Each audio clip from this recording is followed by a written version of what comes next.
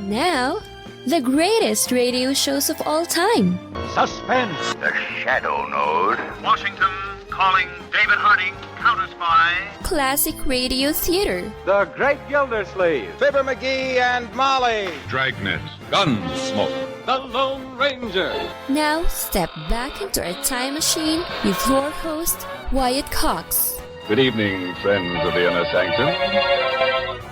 Crime and Peter Chambers, starring Dane Clark, only ran 5 months. Some people say the show was undistinguished. I think the show was just as distinguished as Rocky Fortune, which was taking the time slot there. So let's listen to Crime and Peter Chambers, starring screen star Dane Clark. This was originally broadcast May 4th, 1954.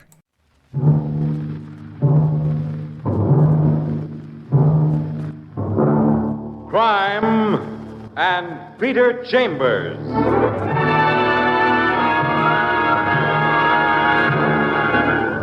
Created by Henry Kane, transcribed and starring Dane Clark. A private investigator, duly licensed and duly sworn, Peter Chambers.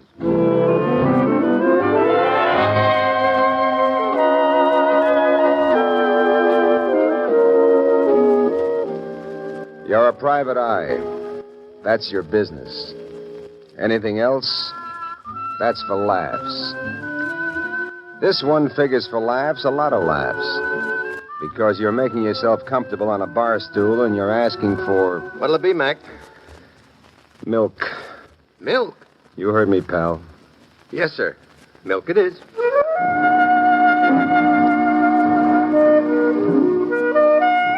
It's a great, big, beautiful bar. The Peacock Room. And down at the far end sits a blonde. Quite a blonde.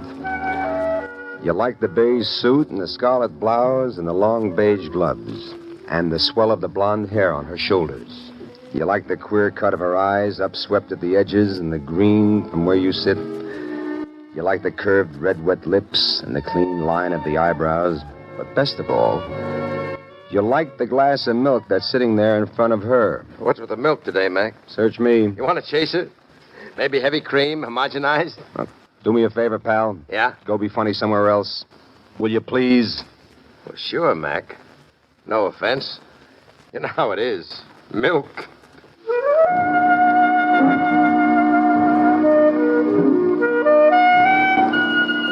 The bartender toddles off, and the blonde, pushing off her bar stool, toddles forward. Toward you. Sitting as she was with the bar hiding half of her, you've been wondering about her legs. Now you cease wondering. No complaints. Are you Peter Chambers? That's me, lady, doing a workout in the latest bottle-fed formula. On my request. Yes, ma'am, and if I'd have known it was you who was requesting it, I'd have really gone to town. Double milk. I want to talk to you somewhere alone. No objections to that. We're somewhere alone. My place. How's that? Fine, if you'll tell me where your place is. Hotel Baldwin, Suite 518. Good enough. We go now? No, I'll go first. You come there about 5 minutes. Oh, real mystery-like, huh? Well, I suppose that's the kind of business I'm in. One slight, unimportant bit of information. Yes, What's your name? Abigail Christenberry. See you later, then.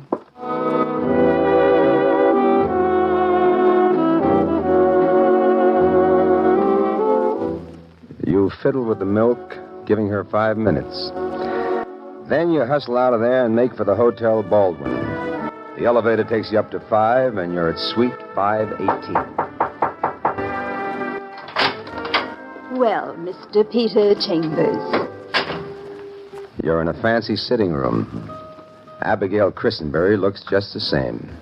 Beige suit, scarlet blouse, beige gloves, only in these more intimate surroundings, she looks twice as good. Will you have a drink, Mr. Peter Chambers? I will, Miss Abigail Christenberry. Only if it's milk, I pass. No, I think the milk routine is getting boring, though it had its purpose. Do you like scotch? Scotch I love. Good. Scotch, then, for both of us.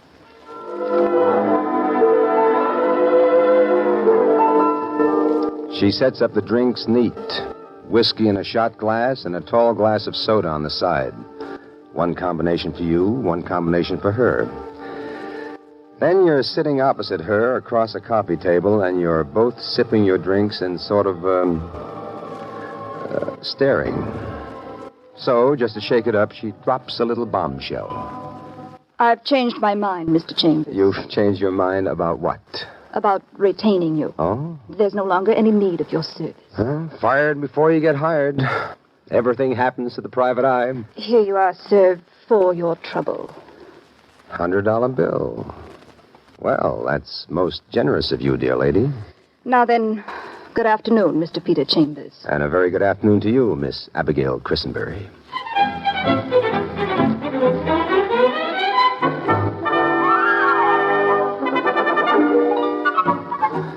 So, with the $100 bill clutched in your little hot hand, you go back to the office and attend to business. You could have refused a scene note, but a lady's got to pay some kind of a penalty for having a guy sit around drinking milk at a cocktail bar. Anyway, you dismiss her as some kind of a gorgeous crackpot. But she doesn't stay dismissed, because you're home that evening experimenting with imported Swedish herring and well-buttered pumpernickel bread when...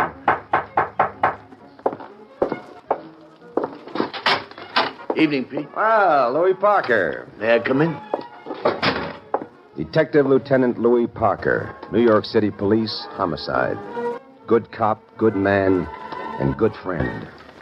Spending the evening in, Peter? Well, I was hoping to, Louis, but in my business, no. Drink, Lieutenant? No, thanks. I got gas. Hunk of herring, maybe? Same gas. Got a little heartburn, too. How's about some bicarb?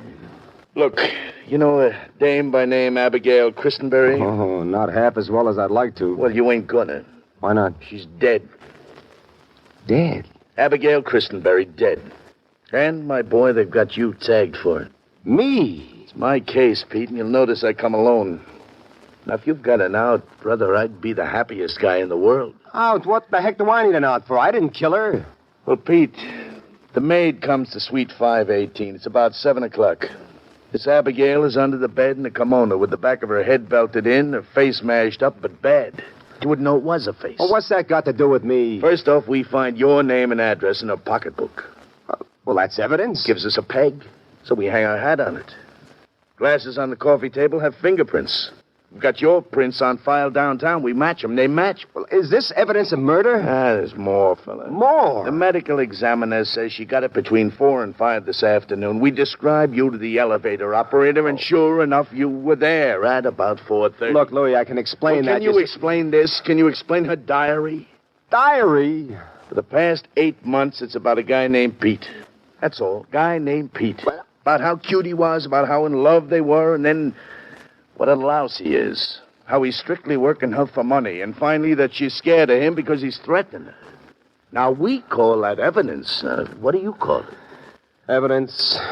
Circumstantial, but evidence nonetheless. Pete, were you there at 4:30? Yes. Well, give me your side of the story. Did you know the dame? Yes. Stop agreeing with me. Come on, talk it up. Let Listen, me hear. Lieutenant, listen. This morning at the office, I get a phone call, a dame, no name. She tells me she's got a case for me to meet her at the Peacock Bar at 4 o'clock. All right, so you go to the Peacock Bar. What do you do there? I drink milk. Milk? Oh, now, look, this is Louis Parker you're talking. A milk drinker, you ain't. Look, it was a way we'd identify ourselves. She'd be drinking milk, I'd be drinking milk. All right. Anyway, she talks to me. She wants a 5-minute head start, and then I'm to meet her at her hotel, Suite 518. And? I get there, must be, 4:30.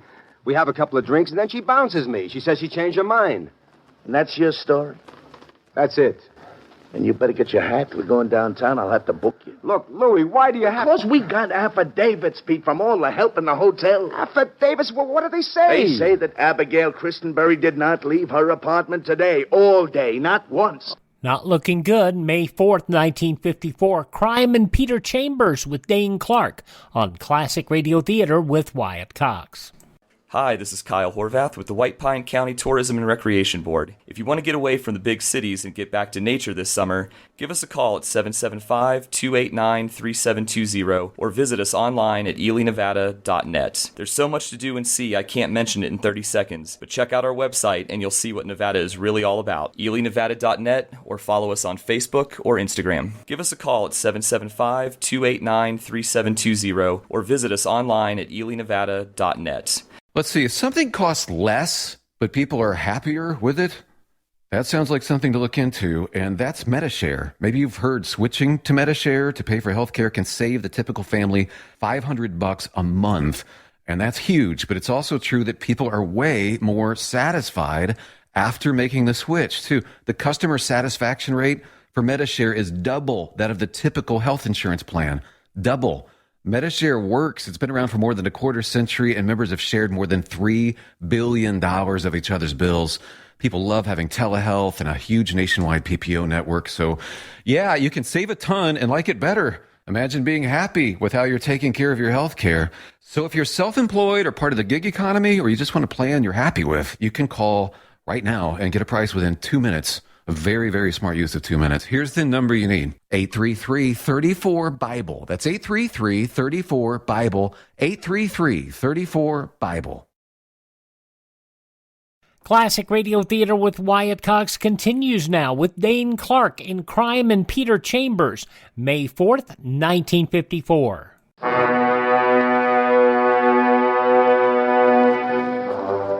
It was crazy, but it could jam you.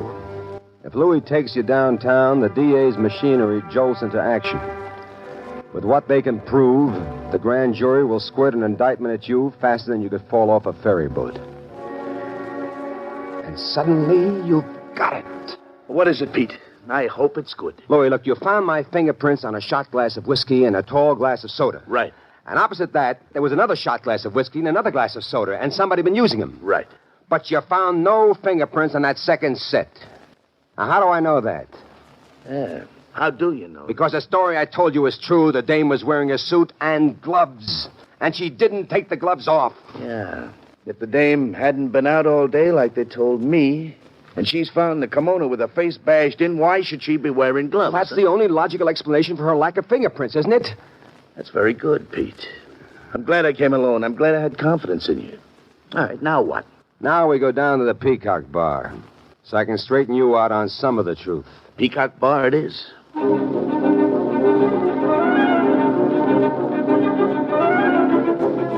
You slip on your holster and you clip your gun into it, and then you're riding across town in Parker's car. On the way, you ask questions, and Parker supplies the answers. Abigail Christenberry, a very rich widow worth millions. No family at all except one guy, a brother named Timothy York. Timothy York, huh? Yep. And he inherits the millions, is that it? He inherits, all right, but he's clear, Pete. He works for an ice cream company, but he worked all day, even had his lunch sent in. There's an office staff of 30 people can back it up. What kind of a guy? Well, he's a mousy little type. Pretty old, too. Maybe 65. A rather young wife. No children. But we've already cut him out as a suspect. He just couldn't have done it. Physically impossible. 30 full-grown witnesses. Here's your Peacock Bar.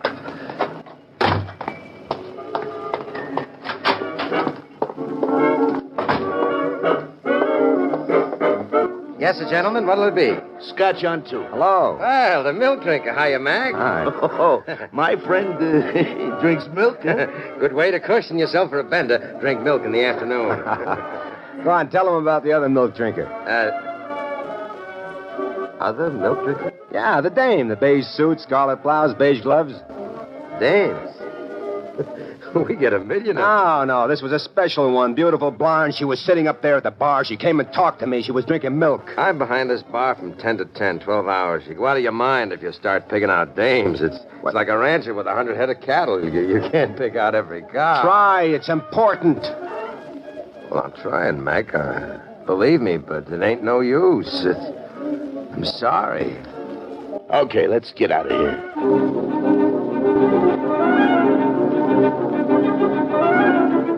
So you're back in Parker's car trying to swallow that helpless, hopeless feeling. Where to now, kiddo? Figure I ought to visit Timothy York? He's been visited. Well, let me try. Sure, kid, it's your party. And you stay downstairs. Like I said, it's your party, Pete. It's a nice enough house, apartment 9G, and you stick your finger in the buzzer. Little guy opens the door. Little old guy that looks like he's falling apart, skinny as a pencil. Yes, what can I do for you, sir? Timothy York? The same. Chambers Police. But the police have already been here several times. And once more can't hurt. True enough. Come in, sir. Please come in. Hey, nice place you have here. Yeah, thank you. How about your sister, Abigail Christenberry? Know any of her friends? No, we were never very chummy, Abigail and I. Is that the taxi man, Timothy? No, dear. A woman comes into the room. She's blonde and she's beautiful. She's got a clean line of eyebrow and red, wet lips and green eyes upswept at the edges. Your hair begins to crinkle and you can feel the sweat break out on your body because, according to Parker, you're looking at a corpse. The lady who comes into the room is Abigail Christenberry. Timothy, I thought you said it wasn't the... Sir, are you the taxi man? No, the milkman. Timothy, what's he talking about? He's from the police. Police? Again? Timothy, will you please close my suitcases in the bedroom? Their stuff's so full I can't do a thing with them. Certainly, dear. And now that we're alone, Mrs. York, remember me? Peter Chambers? Peter Chambers? Never heard of you. Ever hear of Abigail Christenberry? Of course. Abigail Christenberry is my husband's sister, and she's dead. How would you know this? From the police. They've been here several times. I see. Now, what's with this stuff about suitcases? I'm leaving for Florida. It's been planned for a long time. I'm leaving tonight. Right now, as a matter of fact. And the cops know about that? Of course. And they've absolutely no objection. I've been completely cooperative with them, and they have no need of me. They have the address where I'm going, if by chance I am needed. Your husband going? No, he's not. He's saving his vacation for much later on, and we intend to go to Switzerland, to the Alps. Now, is there anything else? That's all. Tell your husband goodbye for me.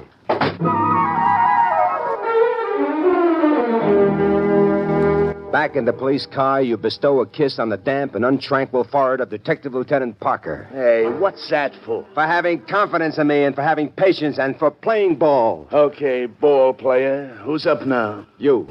How do you make that, Pete? Mrs. Timothy York is coming out any minute. She's on her way to Florida. I know. Only she's not going. Who's stopping? You are. Oh, now what? Look. When she comes out, you pick her up and bring her to one of the precinct station houses for further questioning or anything else you want to dream up. But just see to it she's detained. You sure you know what you're doing, Pete? I'm positive. Just play along with me a little longer, and we're liable to knock one right out of the ballpark.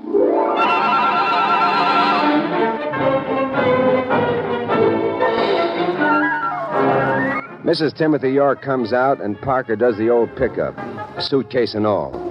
She gets hustled down to the nearest station house, gets racked up for further questioning, and then you and Parker are rolling again. Okay, fella, what now? What time is it, Louis? It's almost 10. Peacock Bar. Again? The Peacock Bar, Louis. Now, look, if we keep hitting that joint, both of us are liable to wind up loaded. We're not going in this time. No?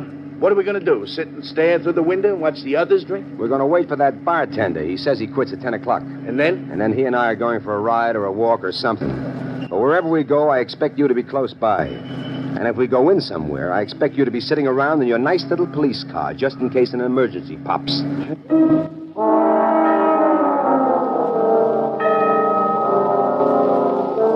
He stops the car near the Peacock Bar. You shift your .38 from the holster to your side pocket. You get out of the car and you wear out the sidewalk in front of the fancy tavern until High Shoulders come strolling out. Okay, Dimples. What? What do you want? The lump in my pocket is a gun, and I'll use it if you make me. Sure. You understand about guns? Yeah, I understand. Fine. Now, where are you heading? Home. How do we go? You heard me. We walk. It's nearby.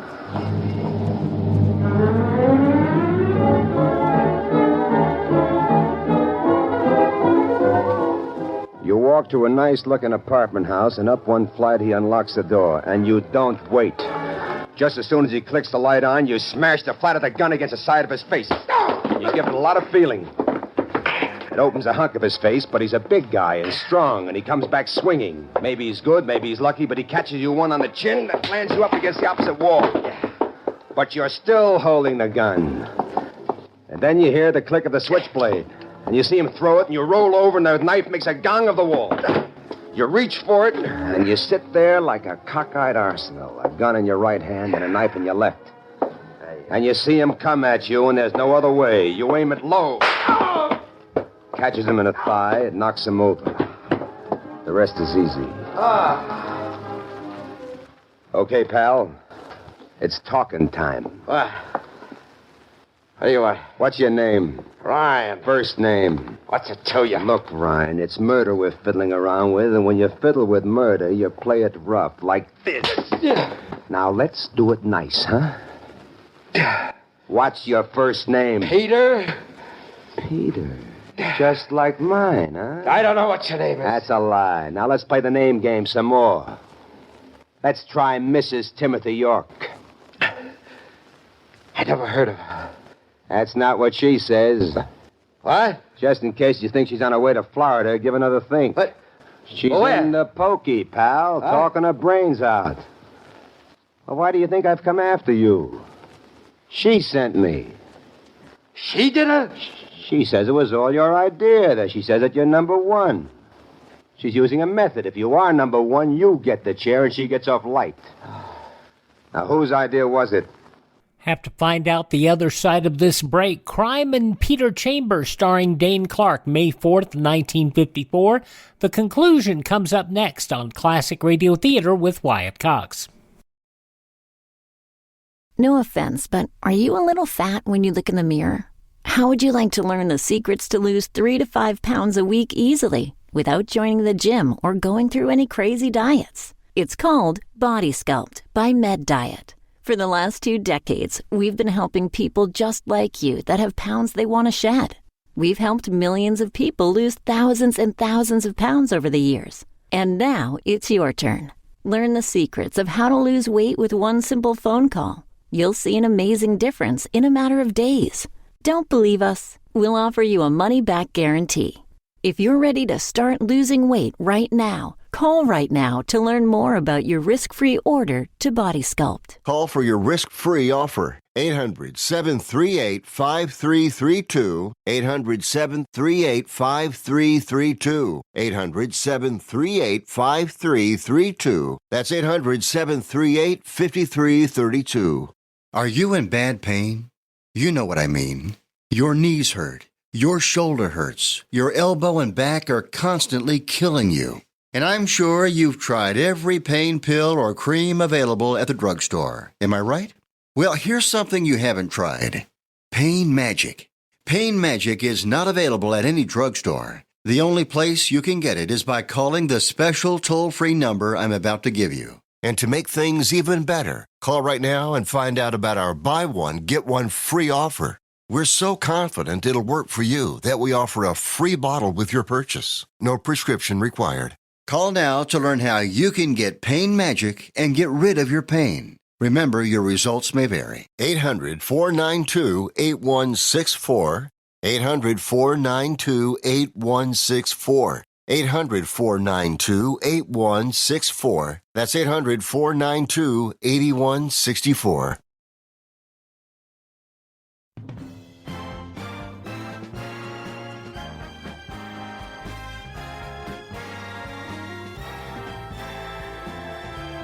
Now on Classic Radio Theater with Wyatt Cox, the conclusion of Dane Clark in Crime and Peter Chambers, May 4th, 1954, as Dane Clark asks, Now, whose idea was it? Hers. Hers, the dirty...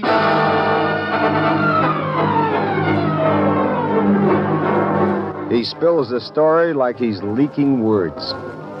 Then you go down for Parker and you bring him upstairs. And you also bring him up to date on current events. Meet Mr. Ryan, Lieutenant. Peter Ryan. That's the Peter that was mentioned in Abigail's diary. What, the bartender? Yeah, Dimples over here. Our rich widow, Abigail Christenberry, sort of got stuck on him. But then he got tired of her, especially after he met her sister-in-law, Mrs. Timothy York. Who murdered Christenberry? Mrs. Timothy York. But she figured out a real cutie. Like how? Well, they knew about Abigail's diary, where she mentions Pete. So they look up the classified directory on the private detective, which is often confused for Fall Guy. And the first Peter they come to is me, Peter Chambers. And they elect you the patsy. Correct. First, Mrs. Timothy York kills Abigail, mashes her face in, so I won't know the difference. Then she meets me at the Peacock on that milk deal. Then I'm to follow her right into the trap. She uses the stairs, coming and going, so no one sees her. But me, I use the elevator. Everybody sees me. Which puts you at the scene of the crime, which leaves your fingerprints all over the place, and which confuses you with the Pete in Abigail's diary. And the dead Abigail is in the bedroom, dead for at least a half hour, with her face all smashed up. Then after you get bounced out, Mrs. Timothy York blows the joint using the stairs again, and nobody can connect her with the crime. And you think Mrs. Timothy York is really Abigail, and you can't tell the difference because the real Abigail is now minus a face. Sure, and with Mrs. Timothy York in Florida, I'd be in it up to my neck. Yeah, but if these two knock off Abigail, what do they get out of it? Mr. York inherits. Mrs. York planned a trip to Switzerland with Mr. York. Mr. York would never have come back from there. He'd have tripped on an Alp or something. Then she'd get all the loot, and she'd hook up with Dimples here, and they'd both live happily ever after.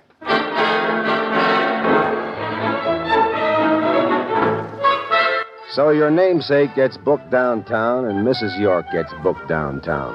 And they both accuse each other, which gives the cops a double confession. And then you and Louis Parker are sort of celebrating on the late shift at the Peacock Bar, and Parker is saying, "Well, Pete, old boy, how did it come to you?" "Well, you're a good friend. That's how it came to me. You gave me a chance to run around a little bit. I saw Mrs. York, which I couldn't have if she'd beat it for Florida. And the minute I see her, I realize I'm in the middle of a frame job. Mrs. Timothy York, who told me she was Abigail Christenberry." And you tied that up with a bartender that forgets one of two milk customers in the same afternoon, huh? He remembered me. How could he forget her? So the moral of the story is, don't lose patience and don't lose confidence in a friend, even if you're a cop. It's got another moral, Lieutenant. And that is? Don't drink milk at a whiskey bar. Not unless you've got an ulcer.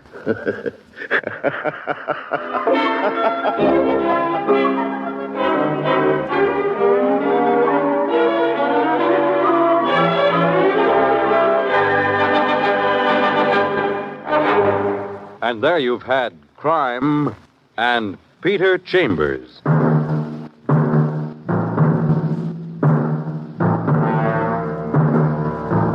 Dane Clark was starred as Peter Chambers. Crime and Peter Chambers, transcribed, was created and written by Henry Kane. Others in the cast were Bill Zuckert, heard as Lieutenant Parker, Elaine Rost as Mrs. York, and Joe DeSantis as the bartender. It was directed by Fred Way.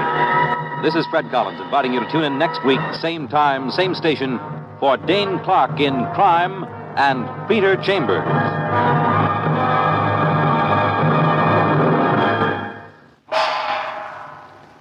May 4th, 1954, Crime and Peter Chambers on Classic Radio Theater with Wyatt Cox. Are you suffering with arthritis or osteoporosis? Do you have diabetes? Did you know that these are just two of the hundreds of diseases that have seen improvement with Dr. Wallach's incredible longevity products?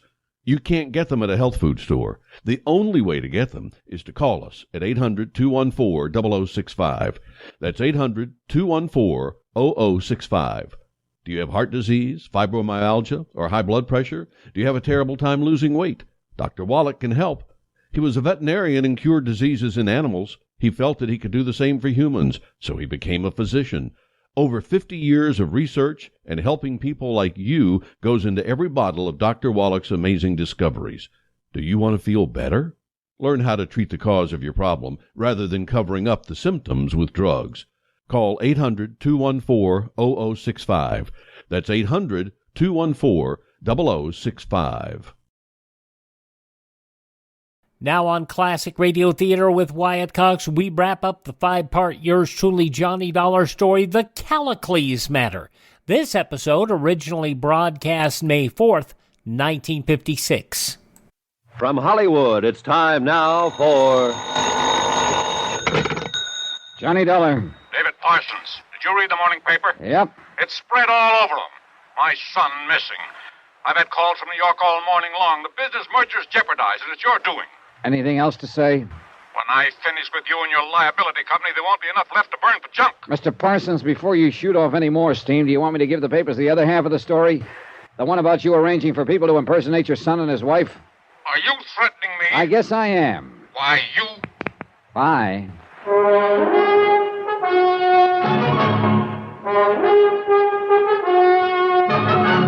Tonight and every weekday night, Bob Bailey in the transcribed adventures of the man with the action-packed expense account, America's fabulous freelance insurance investigator. Yours truly, Johnny Dollar.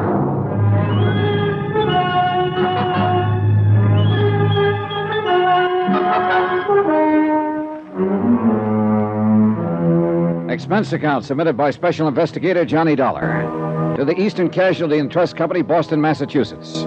The following is an accounting of expenditures during my investigation of the Callicles Matter. Item 11, 10 cents, one newspaper. I lied to Parsons about seeing the paper. I hadn't seen it at all. But I could guess what had happened when they got hold of the story that a prominent broker had been missing some 14 days. It was all there, spread over the front page. I waited a couple of hours before I took old man Parsons on again. You think you're pretty smart, don't you? You should have given this matter to the police in the first place. I gave it to a detective agency. And what do you mean by firing them? Oh, they were just spending your money. And you're losing it for me with all this in the paper. I'm still trying to find your son, Mr. Parsons, remember? You aren't going to find him here. Something's come up. Maybe you can explain it. The DA's office impounded the books yesterday. $5,000 was withdrawn from your son's personal account. What do I have to explain about that? Wait. It was taken out the morning he disappeared. Do you have any idea why he'd withdraw a sum of money that size? No. Do you? Sure. Somebody could have been standing in back of him with a gun, threatening to blow his head off. He might have had a date to go to a wedding and needed some tip money. What can you add? You're getting mad, Dollar. Go find your answers someplace else. You don't care if he's ever located, do you? Dollar, let me tell you something. My son means that to me. No more.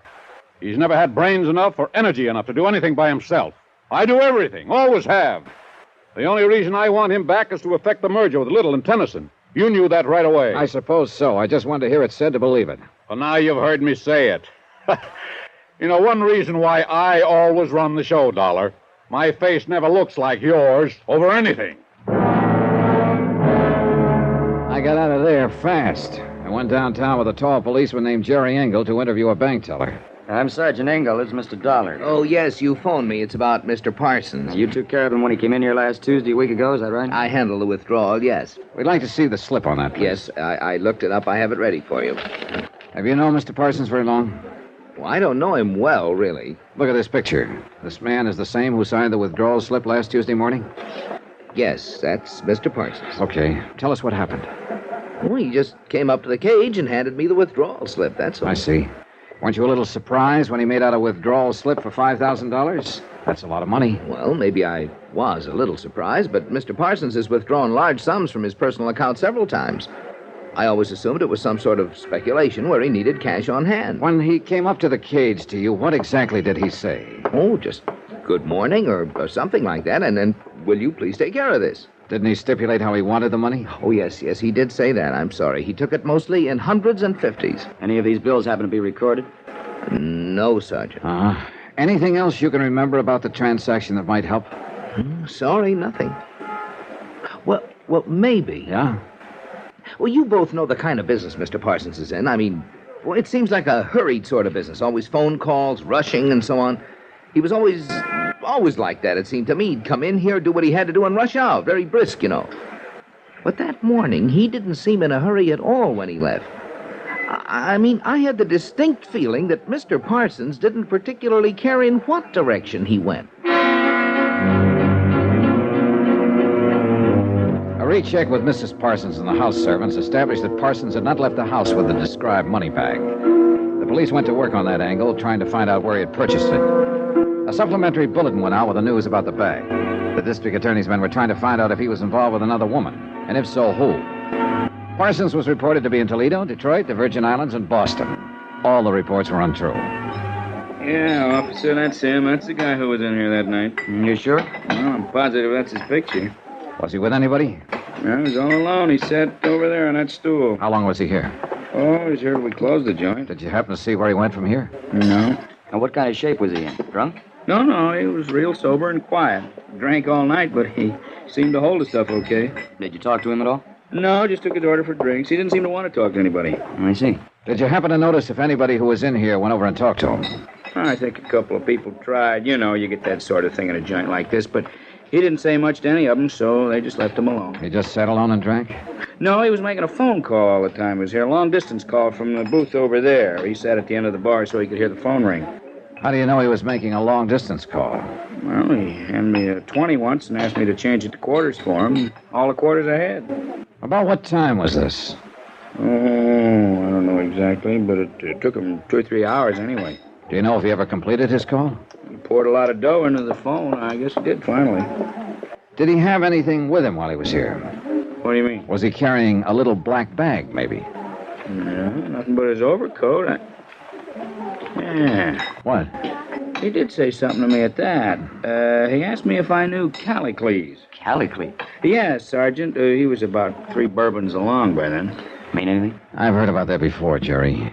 Callicles was a Greek. Parsons quoted him to his doctor once. Something about a man breaking through and shaking off his chains. A pretty piece of poetry. Poet? I thought he was a bookie. Oh, excuse me. Well, Jerry, one thing for sure. Yeah, what? We know he was alive that night.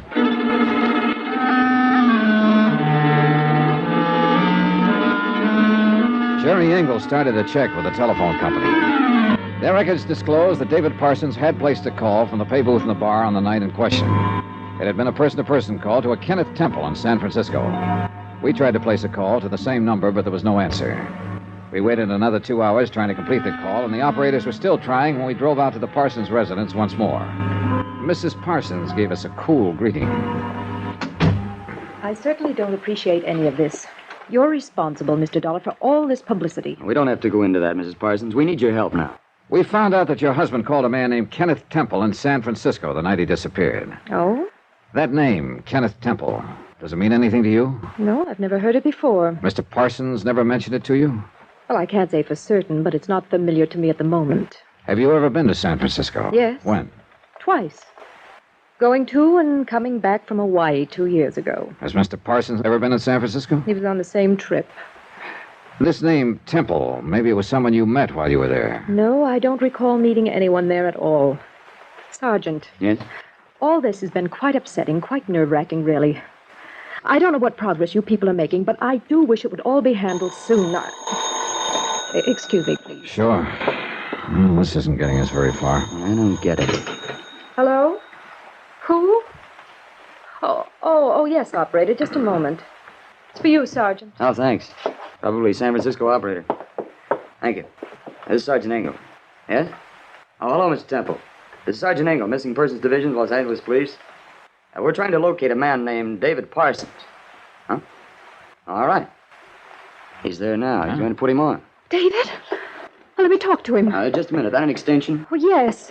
Please. I'll get it. Let me talk. Hold it a minute. Mr. Parsons? I've been pretty worried about you. Yes? Yes, she's all right. She's right here. Okay, Mrs. Parsons. Here, take it. David? How are you? Oh, it's so good to hear your voice, David. When are you coming home? Your father and I have been... I read about it in the papers. Now, I want you to listen to me, Dorothy. Dad's going to ask you, so listen. But... Listen to me. I'm listening, David. Do you remember all the times that I've asked you to talk to me? The times during these years when I've wanted companionship, warmth, a home that was lived in? Each time I asked for these things, you were always too busy, too taken up with things outside my life. Do you remember all that? Oh, yes, David, I remember all that. Well, this is the end of you and me. But your father... It's the end of Father and me, too, Dorothy. You tell him that. He probably won't believe it, but you tell him the merger's all his. He'll have to get another figurehead. Why, you'd be so angry. Dorothy, what I'm trying to say is his anger doesn't worry me anymore. Oh, what about me? I never worried you. But, David... I'm going away. A long sea voyage with Temple. You don't remember him, but he was a sailor I used to talk to aboard ship when we went to Hawaii. He has a boat now. I'm shipping on it. Well, when will you be back? I won't be back. David! Now, will you put that police officer on? Hello, Mr. Parsons. Who's that? My name's Johnny Dollar. I've been trying to find you for 2 weeks. I'm an insurance investigator. Oh. I found out quite a lot about you. I want to make sure I'm talking to the right man. I won't answer a lot of questions. Just one. It's not even a question. Callicles. Oh. Mean anything? I don't know who you are. I didn't even get your name, but you did find out. If there were a man who had sufficient force, he would shake off and break through and escape from all this. He would trample underfoot all our formulas and spells and charms, and all our laws which are against nature. The slave would rise in rebellion and be lord over us. So far as the police were concerned, there was nothing more to do. So far as the insurance company's concerned, we'll have to sit on a $100,000 bond and hope that David Parsons will return to his life in Los Angeles when he gets whatever it is out of his system. Expense account total, $1,100.59. Remarks? Just Mrs. Parsons, to me. She asked why he never talked about this to her. I told her he did. No one ever listened. She didn't understand that either. Yours truly, Johnny Dollar.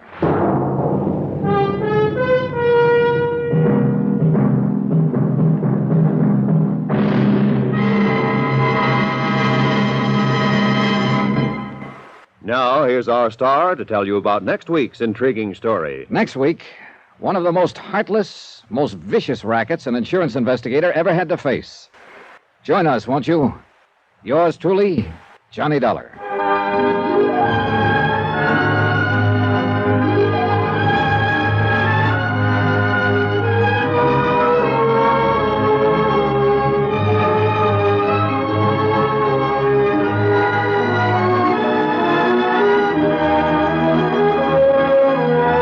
Yours truly, Johnny Dollar, starring Bob Bailey, is transcribed in Hollywood. Written by John Dawson, it is produced and directed by Jack Johnstone.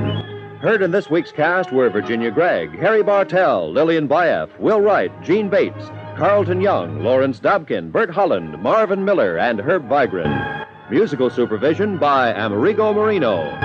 Be sure to join us on Monday night, same time and station, for another exciting story of yours truly, Johnny Dollar. Roy Rowan speaking.